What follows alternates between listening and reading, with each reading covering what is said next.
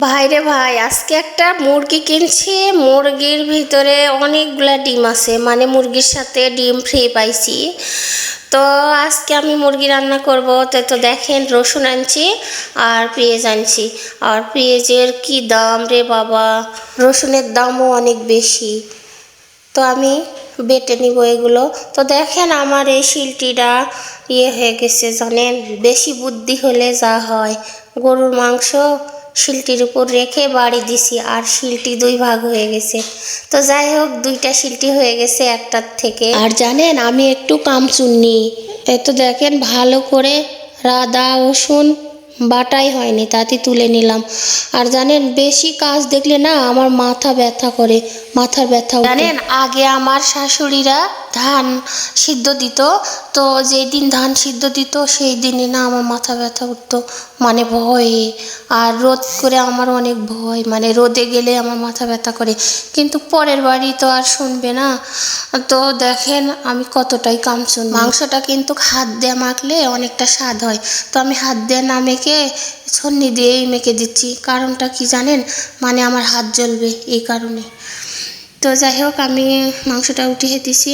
আর এই তো আমার বাবাটা সব বিছানা এলোমেলো করে ফেলছে জানেন। আর দিনের ভিতর কতবার যে আমাকে ঘর গোছাতে হয়।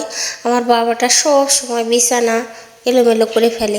আর বিছানা এলোমেলো হলে না আমার ভালো লাগে না।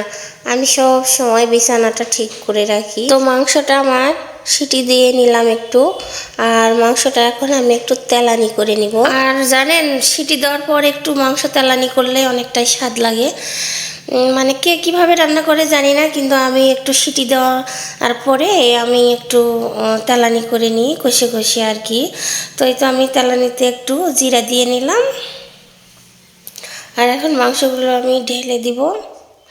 আর প্রচণ্ড গরম হয়ে গেছে প্রেশার কুকারটা। আজকে আমার রান্না করতে একটু লেটই হয়ে গেছে, যেহেতু আমি আমার বাবাটাকে ডাক্তারের কাছে নিয়ে গেছিলাম। এই কারণে রান্না করতে আমার অনেক লেট হয়ে গেল। মানে রাত এখন 8টা বাজে আর কি। তো আমার বাবাটা বলতেছে ডিমগুলো খাবে, তো আমি ডিমগুলো বেছে তুলে নিচ্ছি। আর মাংসের সাথে থাকলে ডিমগুলো ভেঙে যায়, এই কারণে কষিয়ে নেওয়ার পর তুলে নিলাম ডিমগুলো। আর একটা পরোটা ছিল, আমার বাবাকে খেতে দিব।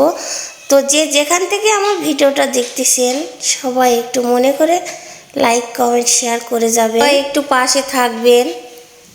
তো এখন আমার রান্না শেষ, তো আমরা এখন খাওয়া দাওয়া করব।